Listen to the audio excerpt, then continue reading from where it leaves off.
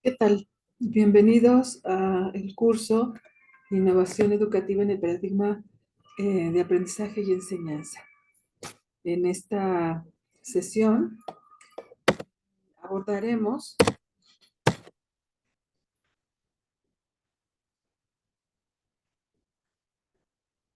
recordemos que tenemos algunos fines de aprendizaje para este curso, que es que los alumnos analicen las herramientas metodológicas que les permitirán la configuración, diseño, desarrollo y ejecución de proyectos innovadores que valoren la importancia del contexto pedagógico, tecnológico y social y producto del ambiente áulico como forma de abordar el paradigma del aprendizaje-enseñanza. Entonces, recordemos pues que este curso se concentra en una línea que se aleja del magistrocentrismo. Se espera que sea el alumno quien vaya recuperando eh, actividad importante en el proceso de enseñanza-aprendizaje. Para esta sesión tenemos algunos propósitos, como es definir aprendizaje y también distinguirlo del aprendizaje significativo. Vamos a conocer el proceso de aprendizaje y algo importante es que vamos a abordar y reconocer a los objetivos de aprendizaje como rectores del proceso. Entonces, el objetivo de aprendizaje es muy importante y no debemos confundirlo con el objetivo de enseñanza. Identificar a la retroalimentación y metacognición como herramientas que favorecen el aprendizaje y reconocer la importancia de las emociones en el proceso de aprendizaje. Esto, como ustedes pueden darse cuenta, está bastante apegado a las tendencias actuales sobre educación. Se espera que la escuela no solamente aborde contenidos y gire alrededor de ellos, sino que tendrá que establecer espacios de trabajo de inteligencia emocional, de reconocimiento de la ciudadanía como una característica del ser humano actualmente, como la consideración de que vivimos en una sociedad del conocimiento muy distinta a la sociedad de la información de finales del siglo pasado. Entonces, esta sesión será importante porque nos vamos a dar el tiempo, nos vamos a tomar el espacio para ir abordando de forma detallada a qué le llamamos esto de aprendizaje y proceso de aprendizaje. Bueno, vamos a definir aprendizaje. De forma muy general, se señala que la relación que se establece entre lo que ya sé y la nueva información, a eso se le llama aprendizaje. Eso ocurre con o sin el maestro. Eso también es importante reconocer, ¿no? Las personas aprendemos con y sin el maestro, en la escuela o fuera de la escuela. O sea, nosotros aprendemos de manera natural, digamos. Y lo que ha ido cambiando es la forma como comprendemos estos procesos. La vida cotidiana, la vida de todos los días, es un espacio de aprendizaje. Es un espacio en el que la interacción con otras personas, con situaciones específicas, con objetos específicos, nos lleva a establecer relaciones entre lo que ya sabemos y lo que estamos incorporando a nuestro cerebro a través de los canales de percepción. Entonces, no tengamos ninguna duda, el aprendizaje no es un elemento específico de la escuela. Se aprende con el simple hecho de vivir. Sin embargo, el aprendizaje que se espera que se haga en la escuela debe ser un aprendizaje científico, se deben aprender teorías, conocimientos producto de investigaciones científicas. Se espera que sea sistematizado, que se evalúe, que sea útil, etc. Ahora, teniendo esto como punto de partida, avancemos hacia cómo se define el aprendizaje significativo. Bandura dice que aprendizaje significativo es la relación no arbitraria que se establece entre lo que se sabe y la nueva información. Entonces, esa no arbitrariedad es lo que hace diferente al aprendizaje común y al aprendizaje significativo. Entonces, puede haber aprendizaje sin que eso signifique que sea aprendizaje significativo. Entonces, esa relación no arbitraria, en el caso del proceso sistematizado de enseñanza escolar, le corresponde hacerla al maestro. El docente es quien debe establecer esas relaciones o debe promover ese tipo de relaciones, pero de una forma no arbitraria. ¿A qué nos referimos con una forma arbitraria? Eso quiere decir que los maestros imponemos. Con mucha frecuencia los maestros imponemos al alumno nuestra forma de pensar. Nuestra forma de comprender al mundo la vamos imponiendo, ¿no? Y no le permitimos al joven, al niño, al adulto, que está bajo nuestra responsabilidad, que vaya construyendo sus propios puentes cognitivos entre lo que sabe y la nueva información. Recordemos que este concepto de aprendizaje significativo es muy propio del constructivismo. Y en el constructivismo lo que se construyen son puentes cognitivos entre lo que sé y la nueva información. Pero esa construcción debe ser no arbitraria.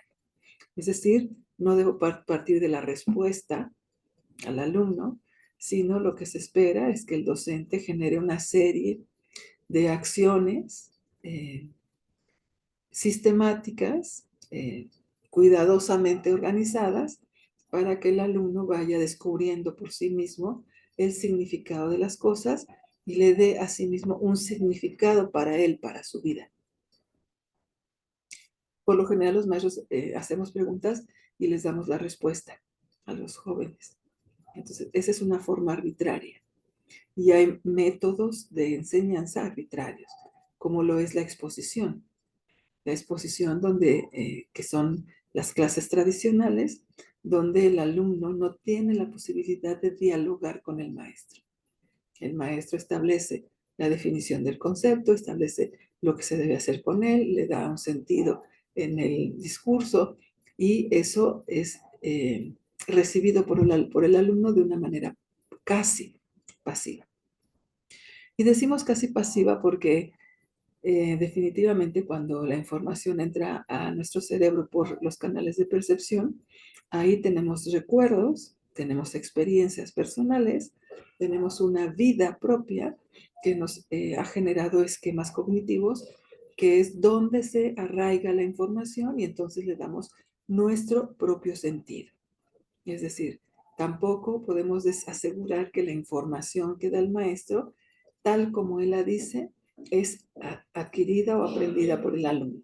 De ninguna manera. Eso atraviesa por una serie de significados, de significancias, de emociones que el alumno despierta, que se despiertan en el alumno al momento de acercarse a la información. Pero esa es la diferencia, digamos, entre lo que podría llamarse aprendizaje y aprendizaje significativo. Entonces, ese aprendizaje significativo parte de una premisa, ¿no? Que aprender siempre va a ser para mejorar. Se acepta que las personas estamos en un punto A y que cuando aprendemos vamos a ir a un punto B y que ese punto B es una situación mejor a la que teníamos en el punto A. Entonces, ese poder ir de un punto A un punto B sin tener en cuenta o sin que las particularidades, sin que nuestras propias limitaciones, por ejemplo, nos lo impidan, es a lo que se le llama modificabilidad cognitiva. Ruben Forestein desarrolla esta teoría y parte del principio de que cualquier persona, en cualquier condición que se encuentre, física, contextual, mental, de edad, tiene la posibilidad de ir de un punto A un punto B. Puede aprender. Y ese aprendizaje siempre va a ser para mejorar. A eso se le llama modificabilidad cognitiva. Hoy sé algo y mañana voy a saber otras cosas que van a hacer que mi condición sea mejor. Bueno, aquí tenemos el proceso de aprendizaje, digamos, de forma muy esquemática. Todo empieza, porque estos también se llaman actos mentales o procesos mentales. Todo empieza con algo que Piaget le llama equilibrio cognitivo. Y Piaget descubrió que las personas, que los seres humanos, siempre buscamos estar en tranquilidad. No nos gusta tener complicaciones ni contradicciones. No nos gusta resolver problemas porque nuestro cerebro se inquieta. Entonces, siempre buscamos tener un equilibrio cognitivo. ¿Qué significa equilibrio? Quiere decir que lo que yo sé, lo que tengo en mi cerebro, me permite comprender todo lo que me rodea. O sea, no hay nada que yo no pueda explicar desde donde yo lo sé, desde lo que sé. Entonces, a eso se le llama equilibrio cognitivo, ¿no? Y ese equilibrio cognitivo también coincide con lo que son los aprendizajes previos. O sea, lo que yo sé es el aprendizaje previo a el aprendizaje esperado, digamos, que voy a lograr a lo largo del proceso.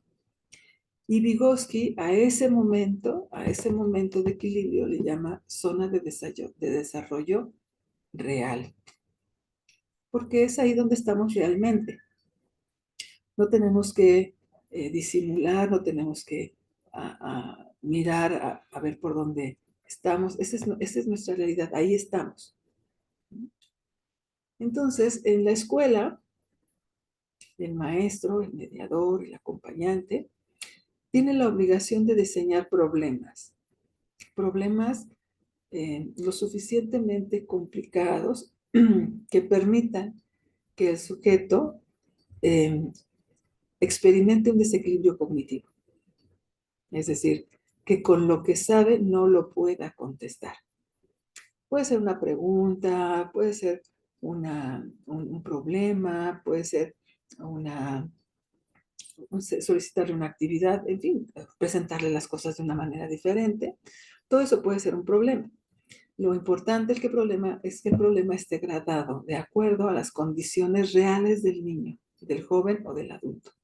Es decir, que recupere los aprendizajes previos y que conozca su contexto para saber que ese problema va a ser lo suficientemente fuerte para desequilibrarlo, pero no tan fuerte, no tan impactante que lo paralice, ¿no? Entonces ese desequilibrio va a generar algo que le llamamos tensión óptima.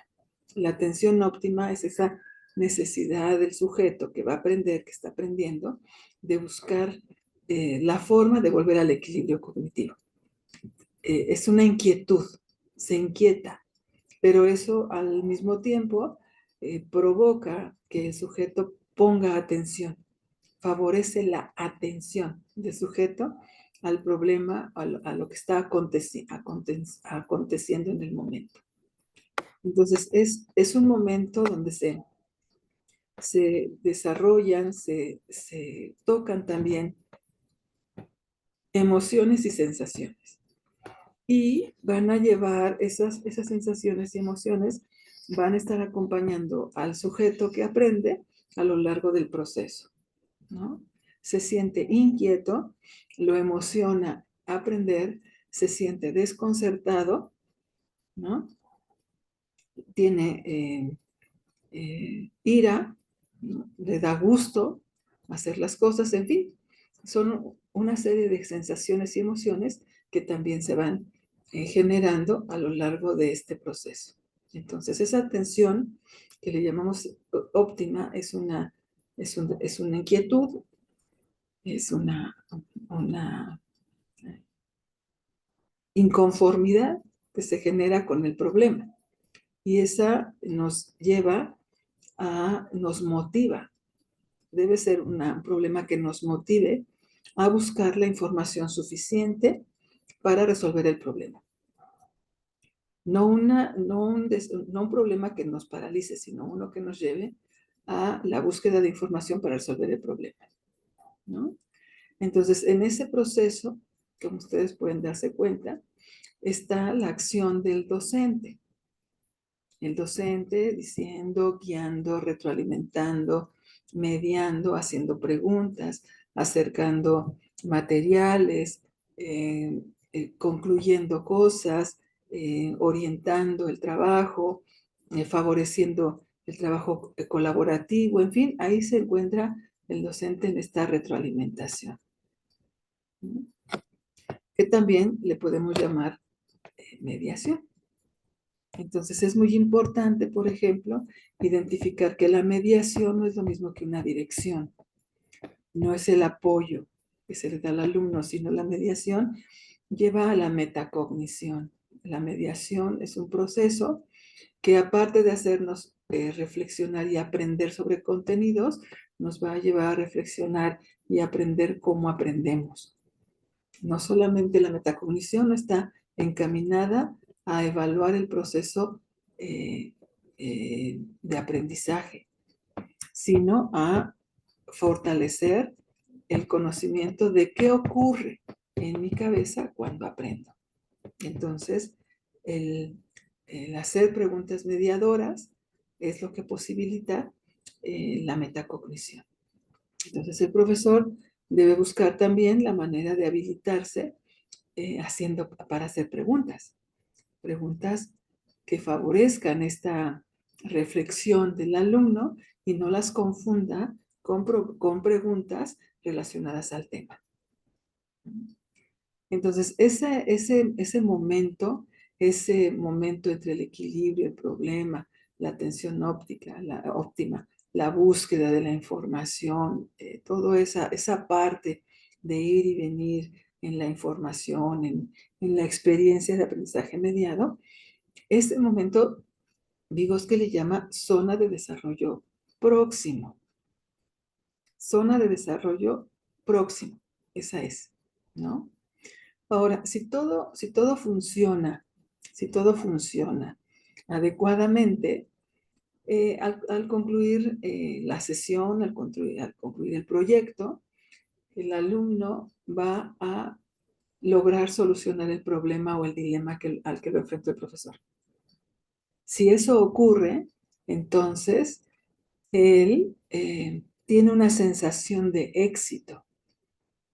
Se emociona, tiene una sensación de haberlo hecho bien, de estar avanzando, de hacer, tiene una sensación de logro.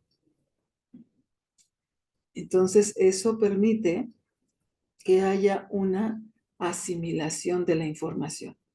Cuando él encuentra la solución, el esquema mental donde se va a incorporar la información se abre y entra la información y queda anclada y se va a la memoria a largo plazo. Entonces a eso se le llama acomodación. La información se acomoda. Y después viene el proceso de asimilación, que puede ser después de algún tiempo, pueden pasar incluso años hasta que la información finalmente toma su lugar en la estructura cognitiva. Entonces, eso es lo que se esperaría que ocurriera. Sin embargo, no siempre pasa. A veces, con más frecuencia de la que uno quisiera, toda esta búsqueda, este trabajo del docente, trabajo del alumno, no lleva a que se concluya en la solución del problema. Y entonces también se generan sensaciones y emociones hay una sensación de frustración, de no lograrlo, de fracaso. El joven, el niño, el adulto se siente que fracasó, se siente fracasado. Y entonces eso genera una actitud negativa frente al aprendizaje. Si lo logra, si tiene éxito, si se acomoda, si finalmente resuelve el problema, esas sensaciones de éxito, de logro, le van a llevar a generar una actitud positiva hacia el aprendizaje. Pero si por el contrario no lo soluciona, entonces esa frustración y esas emociones lo van a llevar a desarrollar paulatinamente una actitud negativa hacia el aprendizaje. A este espacio en donde se resuelve el problema, es donde el profesor encontró y diseñó el objetivo del proceso. Ese proceso tiene un objetivo, no está dada al azar. Y ese objetivo que el profesor estaba buscando a través del problema, la atención óptica, la búsqueda, la retroalimentación, la metacognición, la mediación, que redunde en un éxito, ese objetivo se tiene éxito cuando se logra el objetivo. Bueno, ese objetivo se ubica en lo que Vygotsky le llama la zona de desarrollo potencial, ¿no? Entonces, este proceso, como ustedes pueden darse cuenta, es un proceso bastante delicado, que está atravesado por algo que se llama confianza. El profesor debe buscar que sus alumnos confíen en él, que confíen uno al otro. El profesor confía en que el alumno lo puede realizar porque lo gradó de acuerdo a las condiciones del alumno. Y el alumno tiene confianza de que el profesor, pensando en él, diseñó todo el proceso. Si se rompe esa confianza, es muy difícil recuperarla. Entonces, esto nos lleva a considerar que entre más información entre a nuestro cerebro, esto es una estructura cognitiva llena de neuronas en permanente sinapsis, ¿no?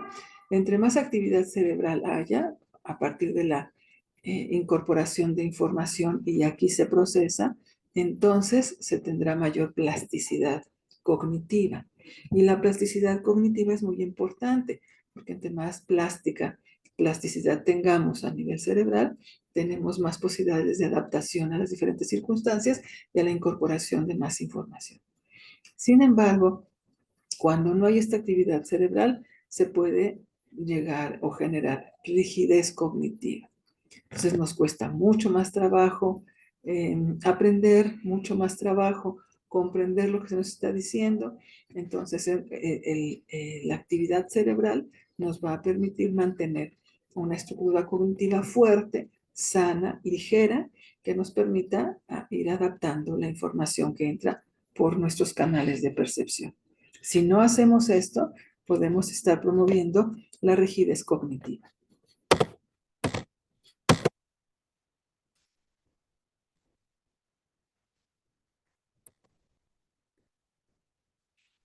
Bueno, aquí es importante hablar de esta zona de desarrollo potencial en donde el profesor ubica los objetivos del aprendizaje.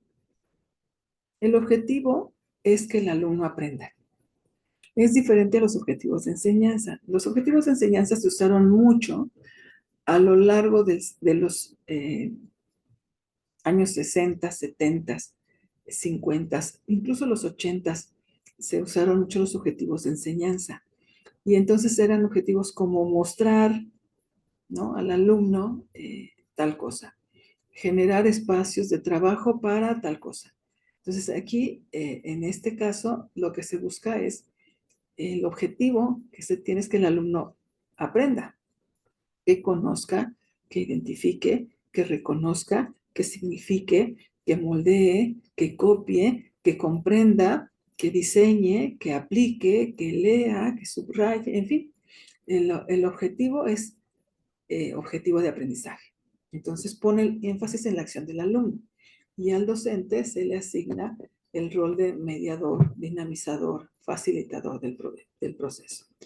Ya lo habíamos comentado en algún otro momento, el docente no pierde importancia, solamente toma otro rol, toma un papel diferente en este caso. ¿Cuáles son los elementos necesarios para el diseño de objetivos de aprendizaje? Pues por supuesto, el plan de estudios y el manejo de estos documentos, el programa del curso, los libros de consulta y de texto y los contenidos seleccionados. Entonces, esto es muy importante. Por supuesto, también debe ser del conocimiento del profesor, la presencia o no de una persona con discapacidad en el aula, las condiciones incluso de clima. El clima puede ser un elemento importante a tomar en cuenta, las condiciones sociales, la asistencia de los alumnos, la participación de los padres, en fin, son una serie de circunstancias que el docente tiene que considerar para poder establecer los objetivos de aprendizaje. Sin embargo, digamos que estos son irrenunciables. O sea, tiene que conocer el plan de estudios, conocer su plan de curso, utilizar los libros de texto y de consulta y seleccionar de manera muy puntual contenidos temáticos. Ahora bien, aquí encontramos los elementos que conforman un objetivo de aprendizaje. Y son los tres momentos que nosotros ya conocemos. ¿Qué va a aprender? ¿Cómo lo va a aprender? ¿Y para qué lo va a aprender? Nosotros lo manejábamos qué, cómo y para qué enseñar. En este enfoque toma un diferente lugar que no es solamente un cambio de palabras, sino que implica toda una propuesta y una variación ética, filosófica, pedagógica, psicológica, ¿no? Todo eso tiene que ver con esta modificación de estos tres momentos o tres elementos que conforman el aprendizaje. Ahora, debo decir que estos tres momentos son propuestos de manera muy tradicional. La forma tradicional de abordar los objetivos era así: ¿qué va a aprender? ¿Cómo lo va a aprender? ¿Y para qué lo va a aprender? Y de ahí pues desprendemos que lo que se va a aprender es contenido, saberes, conocimientos y sobre todo pueden ser, son a corto plazo. ¿Cómo lo va a aprender? Bueno, eso implica ya otras dificultades. Implica que el profesor diseñe e implemente estrategias de aprendizaje como mapas conceptuales, mapas mentales, esquemas, cuadros sinópticos, etc. Es también un saber hacer. Con este momento se tiene que llevar a que el alumno sepa hacer. ¿Sepa hacer qué? Pues algo, el uso de instrumentos de medición, que sepa usar un compás, un transportador, que sepa plantear un problema, que sepa seguir instrucciones. Se espera que sepa hacer algo. Y eso habla del desarrollo de habilidades. Claro, esto se observa a mediano plazo. Y finalmente, ¿para qué lo va a aprender? Ahí nosotros involucramos los valores y las actitudes, que ya vimos que en el proceso de aprendizaje se va promoviendo el desarrollo de valores y actitudes. Y ahí ya tenemos que plantearnos cosas como saber convivir y la cuestión de la formación valoral. Por supuesto, este punto nos lleva a considerar los logros a largo plazo. Los niños de preescolar difícilmente podrán valorar, digamos, de una forma abstracta lo que se espera que haga un joven adolescente o que haga un adulto. Entonces eso nos va dando también diferentes dimensiones del tiempo de desarrollo cognitivo. Ahora, a esos tres elementos, personalmente creo que les falta un elemento, ¿no? Tradicionalmente dice qué, cómo y para qué. Pero hay un elemento fundamental que no debemos perder de vista y en mi opinión es el cuarto elemento que conforma ahora sí un extraordinario objetivo de aprendizaje, que es el nivel de asimilación de conocimiento. Es decir, ese verbo en infinitivo que nosotros utilizamos y que es fundamental para establecerlo, porque el verbo en infinitivo nos lleva al nivel de asimilación. Es decir, ese verbo es el que nos da cuenta de lo que Vygotsky le llama la zona de desarrollo potencial, ¿no? Y para poder diseñar objetivos con determinado nivel de asimilación de conocimiento, pues lo más recomendable es utilizar la taxonomía de Bloom, aun cuando hoy ya existen otro tipo de taxonomías. Por ejemplo, la taxonomía socioformativa que propone Tobón y su equipo de investigadores. Aquí tenemos, entonces hay diferentes niveles, 6 niveles de desarrollo cognitivo, donde está la memoria, como el primer nivel, la comprensión, la aplicación, el análisis, la síntesis y la evaluación. Como ustedes pueden darse cuenta, se va avanzando en la complejidad y en la dificultad de los procesos mentales, hasta llegar a un ejercicio, a un proceso mental superior, como es la evaluación, la argumentación, la calibración, la categorización, la conducción, las consideraciones, las críticas. En fin, todo eso ya son eh, procesos mentales superiores. Un ejemplo de objetivo de aprendizaje. Conocer, ahí está el nivel de desarrollo cognitivo, las diferentes etapas evolutivas de la Tierra, ahí tenemos el contenido o el qué va a aprender mediante una línea del tiempo, ahí tenemos el cómo, que es la estrategia, con el fin de promover la responsabilidad por el planeta. Entonces ahí tenemos el para qué lo va a aprender. Entonces aquí tienen ustedes un ejemplo de cómo construir correctamente un objetivo de aprendizaje.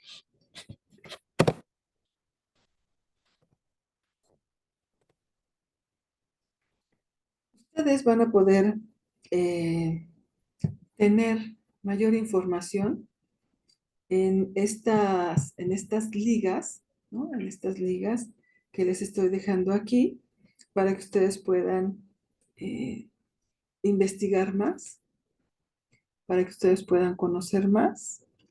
Son algunas, la mayoría son videos que pueden servirles de referencia y de trabajo para la evaluación de su sesión.